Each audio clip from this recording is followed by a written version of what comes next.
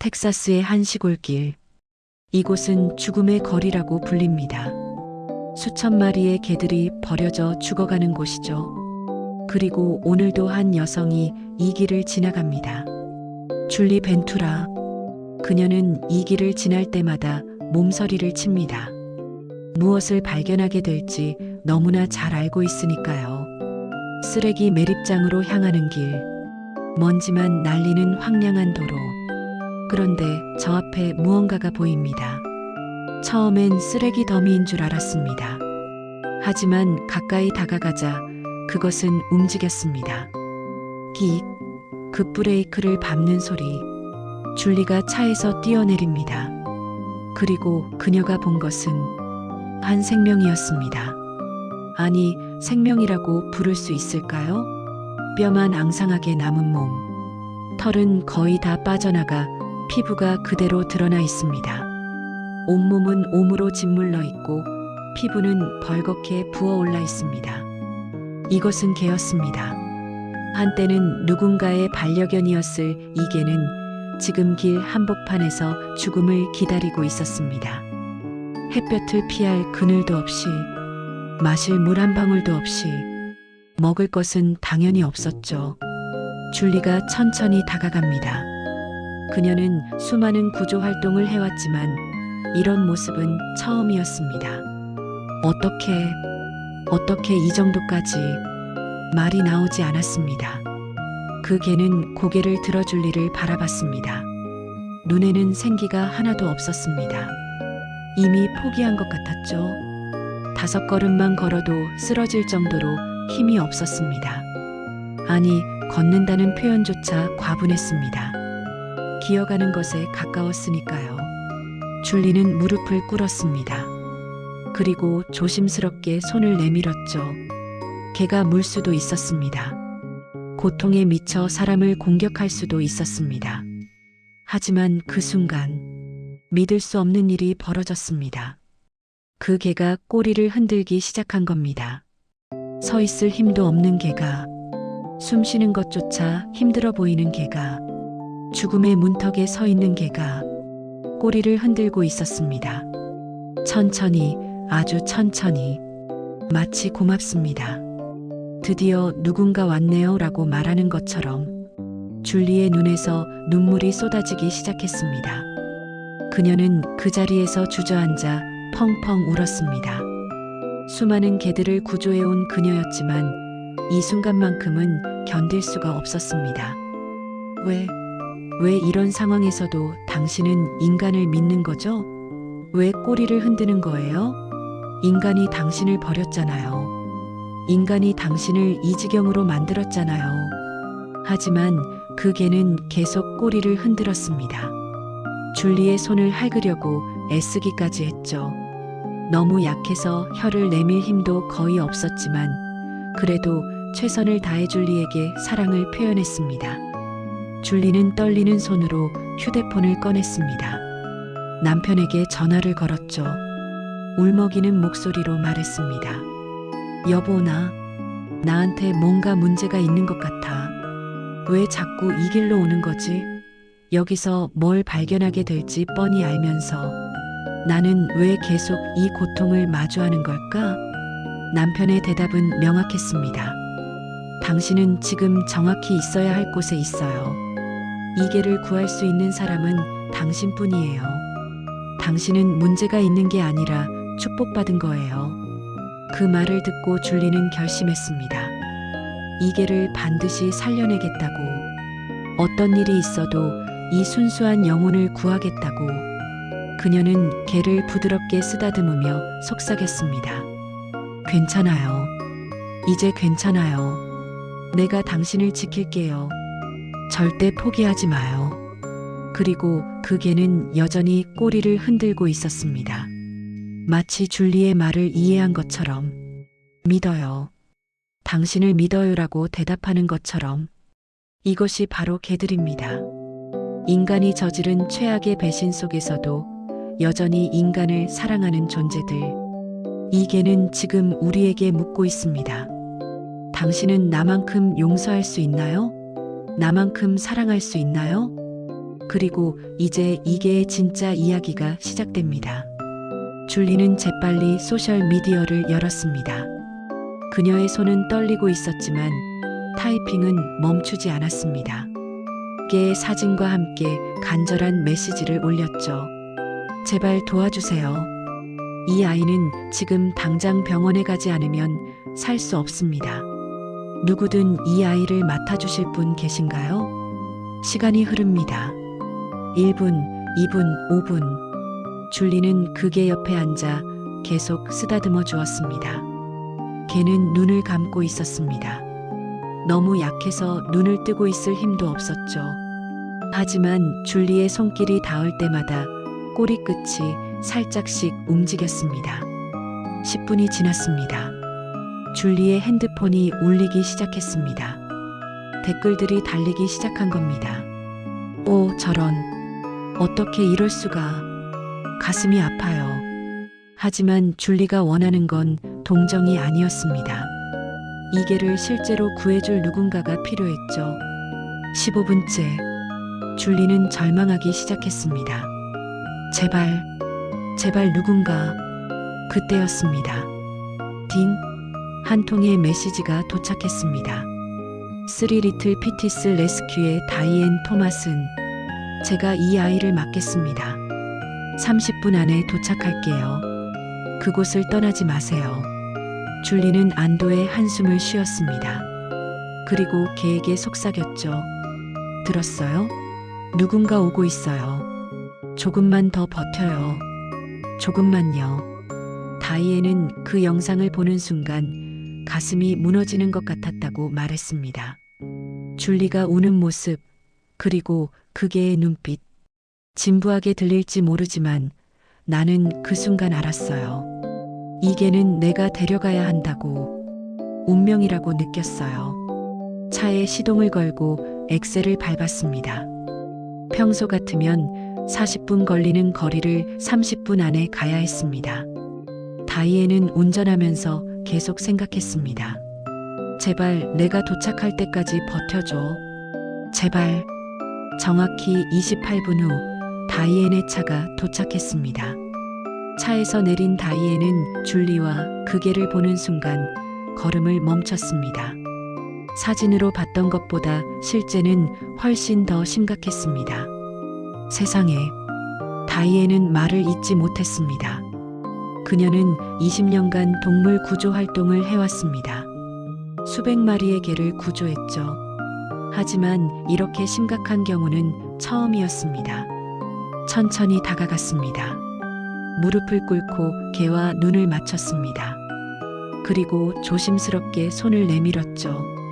개는 눈을 떴습니다. 희미한 눈빛으로 다이앤을 바라봤습니다. 그리고 또다시 기적 같은 일이 벌어졌습니다.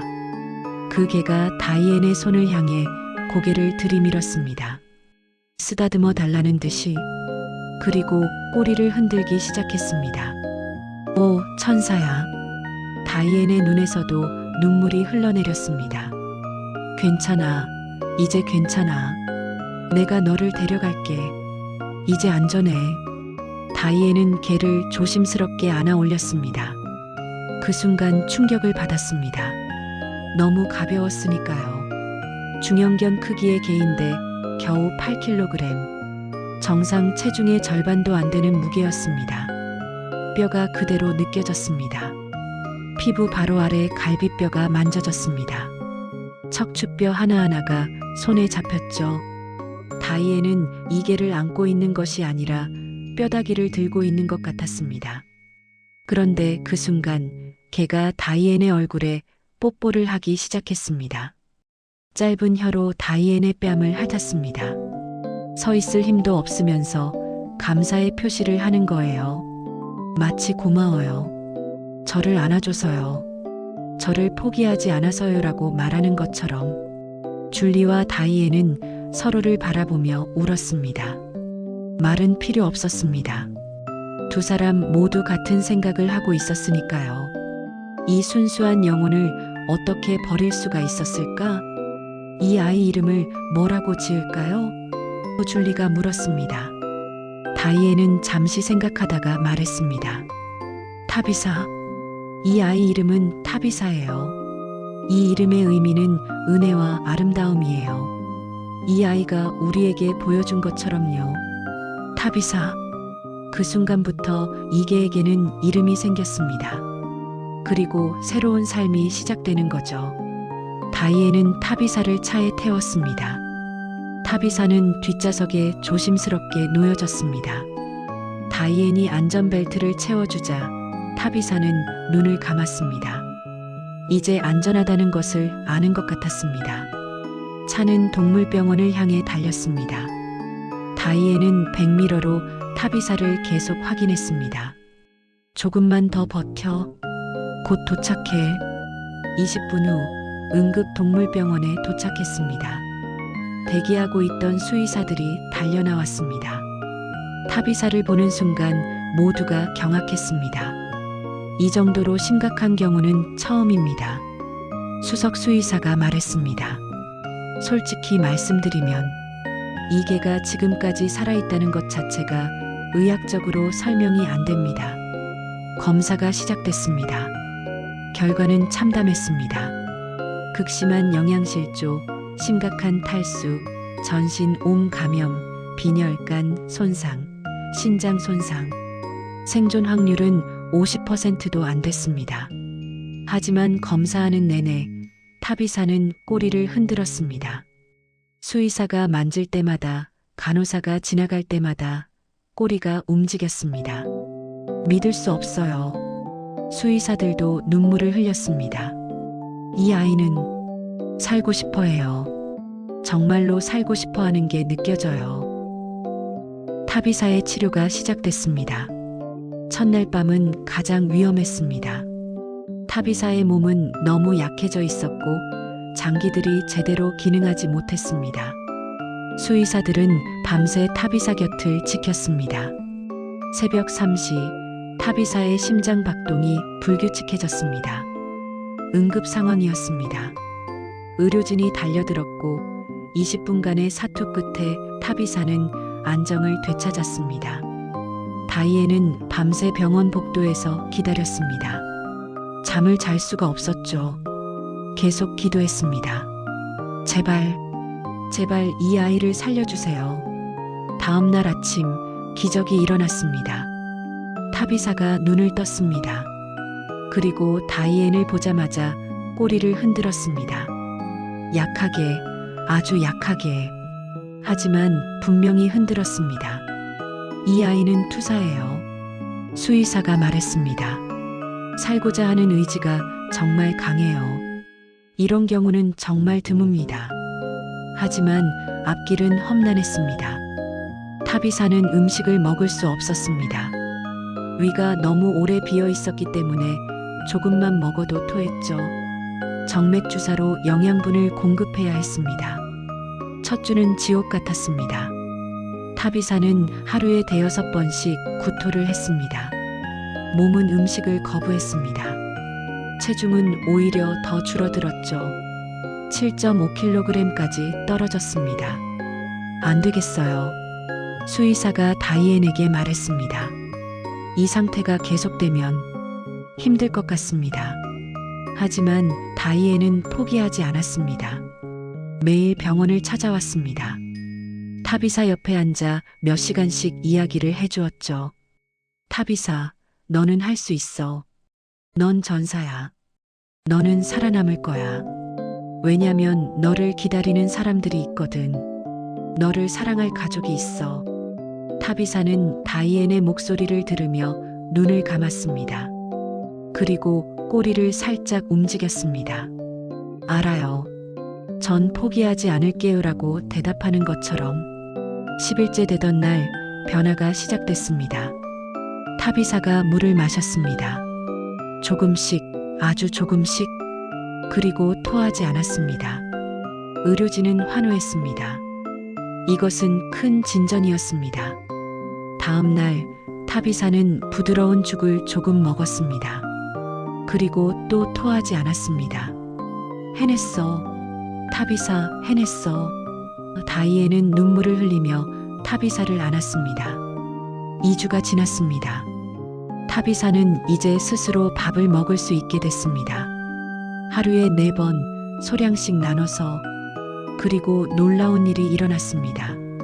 체중이 늘기 시작한 겁니다. 9kg, 10kg, 11kg. 매주 1kg씩 체중이 늘었습니다. 그리고 더 놀라운 변화가 시작됐습니다. 털이 자라기 시작했습니다. 처음에는 솜털처럼 가느다란 털이었습니다. 피부를 살짝 덮는 정도였죠. 하지만 며칠이 지나자 점점 더 굵어지고 풍성해졌습니다. 온몸이 벌거벗겨진 것처럼 보였던 타비사가 이제 아름다운 털을 가진 개로 변하고 있었습니다. 갈색과 흰색이 섞인 부드러운 털, 햇빛에 반짝이는 윤기 나는 털. 한 달이 지났습니다. 타비사의 체중은 15kg이 됐습니다. 갈비뼈가 더 이상 보이지 않았습니다. 건강한 살이 붙기 시작했죠. 그리고 가장 큰 변화는 타비사의 눈빛이었습니다. 처음 발견됐을 때 죽음을 받아들인 듯한 공허한 눈빛은 사라졌습니다. 이제 타비사의 눈은 생기로 가득했습니다. 호기심으로 반짝였죠. 다이앤이 병실에 들어갈 때마다 타비사는 일어나 맞이했습니다. 꼬리를 세차게 흔들며 다이앤에게 달려왔습니다. 그리고 앞발로 다이앤을 꼭 껴안았습니다. 이 아이를 처음 봤을 때를 기억하세요? 수의사가 다이앤에게 물었습니다. 그때와 지금을 비교하면 정말 믿을 수가 없어요. 완전히 다른 개예요. 6주가 지났습니다. 타비사의 체중은 18kg. 정상 체중에 도달했습니다. 온몸을 덮은 윤기 나는 털, 반짝이는 눈, 활기찬 움직임. 다이앤은 타비사를 데리고 산책을 나갔습니다. 타비사는 신이 나서 뛰어다녔습니다. 풀밭을 뛰어다니고 나비를 쫓아가고 다른 개들과 인사했죠. 이게 바로 개의 모습이야. 다이앤은 생각했습니다. 행복하고 자유롭고 사랑받는 개의 모습. 어느 날 다이앤이 타비사를 처음 발견했던 그 길을 지나갔습니다. 타비사는 차 안에서 창밖을 바라봤습니다. 그 길을 기억하는 것 같았습니다. 하지만 타비사는 슬픈 표정을 짓지 않았습니다. 오히려 꼬리를 흔들었습니다. 마치 여기서 제 새 인생이 시작됐어요. 감사해요라고 말하는 것처럼. 다이앤은 깨달았습니다. 타비사는 과거에 집착하지 않는다는 것을, 원망하지 않는다는 것을, 오직 현재의 사랑과 미래의 희망만을 바라본다는 것을.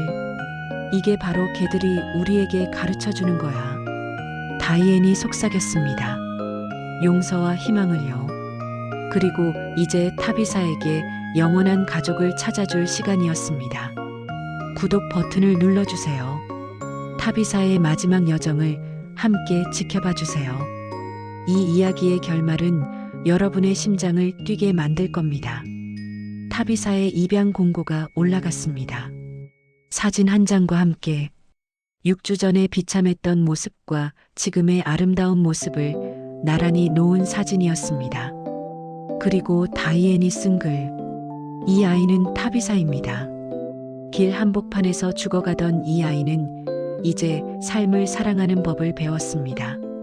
이 아이에게 필요한 것은 영원한 가족입니다. 이 아이의 남은 생을 함께할 가족 말이죠. 24시간도 안 되어 신청서가 쏟아져 들어왔습니다.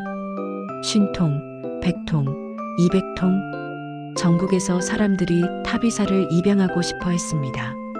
하지만 다이앤은 신중했습니다. 타비사는 특별한 아이였으니까요.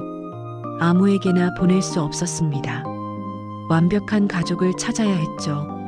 며칠 밤을 새우며 신청서를 검토했습니다. 그러던 중 한 통의 편지가 다이앤의 마음을 사로잡았습니다. 밴쿠버에 사는 한 여성의 편지였습니다. 저는 5년 전 사랑하는 개를 잃었습니다. 그 아이도 구조견이었고 심각한 학대를 받았었죠. 저는 그 아이와 함께 10년을 보냈고 그 아이는 저에게 사랑이 무엇인지 가르쳐 주었습니다. 그 아이가 떠난 후 저는 다시는 개를 키우지 않겠다고 다짐했습니다. 너무 아팠으니까요. 하지만 타비사의 사진을 보는 순간 제 마음이 움직였습니다. 그 눈빛을 보는 순간 제 예전 개가 생각났습니다.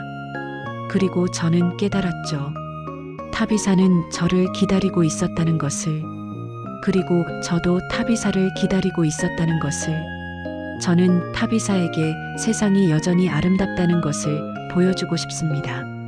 매일 아침 해변을 산책하고 따뜻한 햇살을 함께 즐기고 무한한 사랑을 주고 싶습니다. 타비사가 다시는 버려지지 않는다는 것을, 평생 사랑받을 것이라는 것을 알려주고 싶습니다. 다이앤은 이 편지를 읽으며 울었습니다. 바로 이 사람이야. 타비사의 엄마를 찾았어. 전화 인터뷰를 했습니다. 집 방문도 했습니다. 완벽했습니다. 넓은 집, 아름다운 정원, 그리고 무엇보다 진심 어린 사랑. 하지만 문제가 하나 있었습니다. 텍사스에서 밴쿠버까지의 거리, 3,200km가 넘는 거리였습니다. 비행기로 보내야 했죠. 그런데 타비사는 이동장을 무서워했습니다. 트라우마가 있는 것 같았죠. 아마도 이동장에 갇혀 버려졌던 기억 때문일 겁니다. 다이앤은 고민했습니다. 타비사가 겪은 모든 고통을 생각하면 이 아이의 새로운 시작은 완벽해야 했습니다. 스트레스를 받아서는 안 됐죠. 그래서 다이앤은 결정했습니다. 직접 차를 몰고 타비사를 데려다 주기로. 당신 미쳤어? 주변 사람들이 말했습니다. 3,200km를 운전한다고? 3일이나 걸리는데? 하지만 다이앤의 결심은 흔들리지 않았습니다. 타비사는 그럴 자격이 있어요. 완벽한 시작을 할 자격이 있다고요. 그렇게 대장정이 시작됐습니다. 다이앤과 타비사 둘만의 로드트립. 첫날 타비사는 조금 불안해했습니다. 하지만 다이앤이 옆에 있다는 것을 알자 진정했죠. 이 시간마다 휴게소에 들러 산책했습니다. 타비사는 새로운 풍경에 신이 났습니다. 둘째 날 타비사는 완전히 편안해졌습니다. 다이앤의 무릎에 머리를 기대고 잠을 잤습니다. 가끔 꿈을 꾸는지 다리를 파닥거렸죠. 다이앤은 타비사의 머리를 쓰다듬으며 속삭였습니다. 좋은 꿈 꿔. 이제 악몽은 끝났어. 셋째 날 아침 드디어 밴쿠버에 도착했습니다. 타비사의 새 엄마가 집 앞에서 기다리고 있었습니다. 손에는 온갖 장난감과 간식을 들고. 차가 멈췄습니다. 다이앤이 문을 열었습니다. 그리고 타비사가 밖을 내다봤습니다. 그 순간 타비사가 차에서 뛰어내렸습니다. 온몸으로 꼬리를 흔들며 새 엄마에게 달려간 거예요. 새 엄마는 무릎을 꿇었습니다. 팔을 벌렸습니다. 타비사가 그 품에 뛰어들었습니다. 두 사람은 그렇게 한참을 껴안고 있었습니다. 타비사는 새 엄마의 얼굴을 하찼습니다. 기쁨의 뽀뽀를 했습니다. 새 엄마는 울면서 웃었습니다. 내 딸, 드디어 만났구나.